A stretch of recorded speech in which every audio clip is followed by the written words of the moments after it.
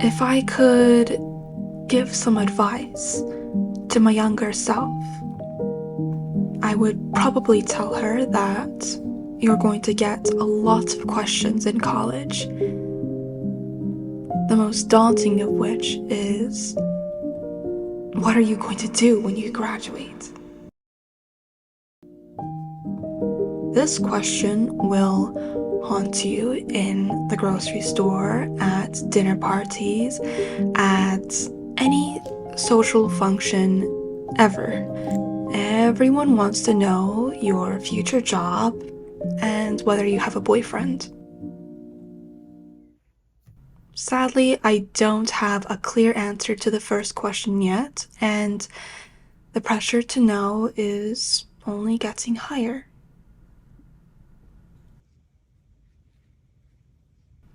In the past, I've come up with so many ideas. Last summer, it was copywriter or someone who works in branding. And then it was lawyer for a split second. And now, publishing.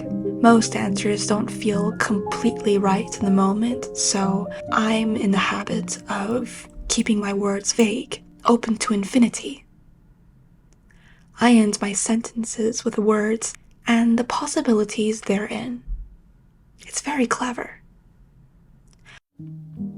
I'm interested in the marriage of history and literature, and the possibilities therein, I say.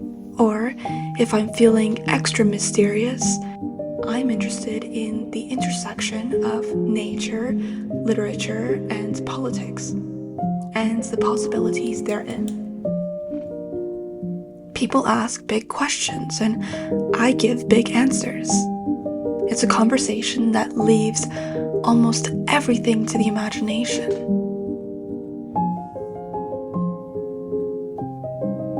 But over time, they can tell that I'm a bit all over the place. Sometimes mothers give me this sympathetic smile, like I'm helplessly naive, trapped in my own wonder. And they're not wrong.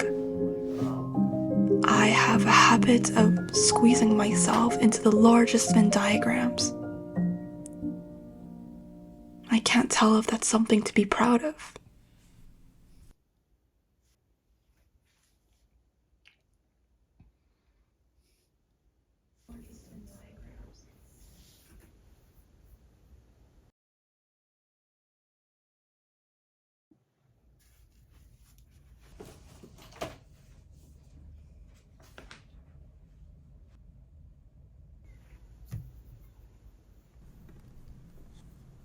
When I'm in a funk like this, I like to drive to the sea or any body of water nearby. This is always an elevating experience. Sand is more therapeutic than I can describe in words. I like to stand at the edge, dive in, let the wave burst my bubble.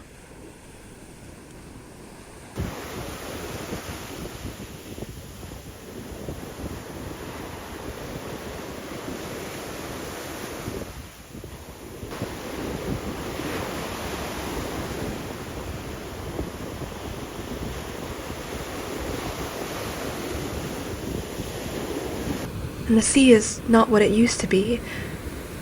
Or rather, I'm not what I used to be.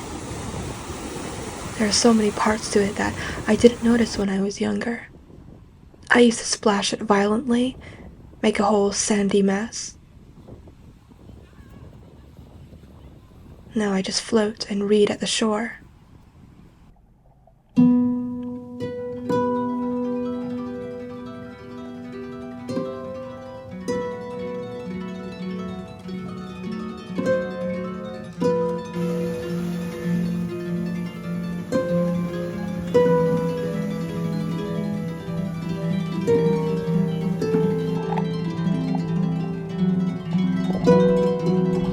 I like to read about the ocean, books that explore all the dimensions of its water, not just its natural wonders, but the geopolitical and financial aspects as well.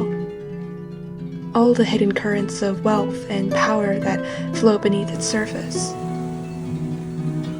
The ocean remembers everything, and yet writes nothing down. I think certain books give an important voice to it. Those books lend me great joy. There's always so much more to understand, and I'm trying to be less naive. This is my second summer reading the same brilliant book by the same brilliant guy, Monsoon, The Indian Ocean and the Future of American Power by Robert C. Kaplan. Kaplan is way more sophisticated than me. Foreign Policy magazine called him one of the world's top global thinkers, which is pretty remarkable. And while I don't agree with everything he says, his books really make me think. I like the way he describes the ocean as an arena where nations compete over maritime routes and resources.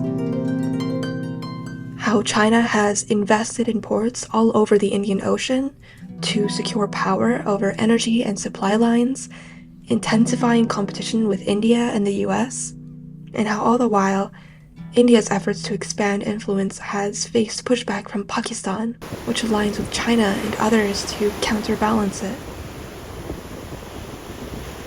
Sea lanes that carry goods also carry the weight of national ambition. What a paradox.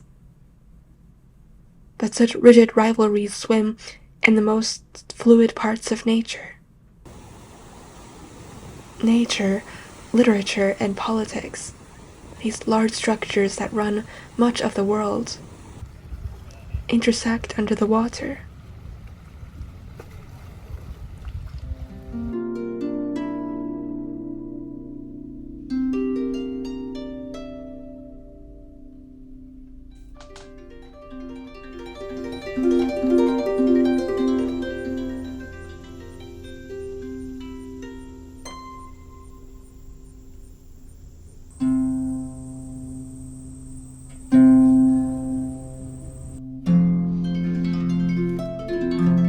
I'm craving the unseen dimensions to this game called living.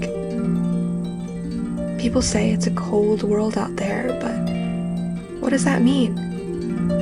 And then, from that, tell me, what is really possible for a small, curious human like me? I wonder about things far beyond my control, but within that wonder lies a sense of purpose that I can't quite articulate yet. Sometimes it drives me nuts.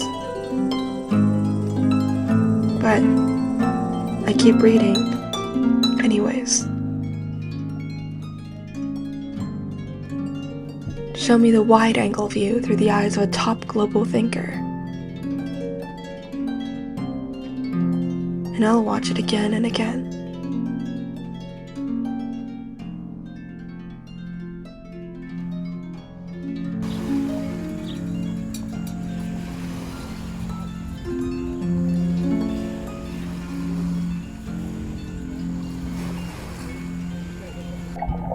Swimming alone can often feel like praying. I've never told anyone this, not at the grocery store or a dinner party or anywhere. But truly, I pray to be a softer adult, someone who can bend without breaking, who's ready for the harsh unknown. Let me seamlessly eclipse with every truth out there. That's the dream. Yes, I have a lot to learn, but I think I have even more to give.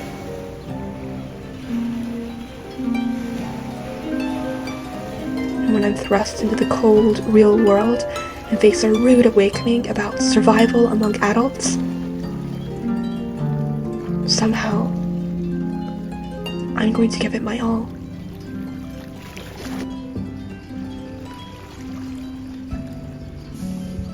It's going to be okay. I promise.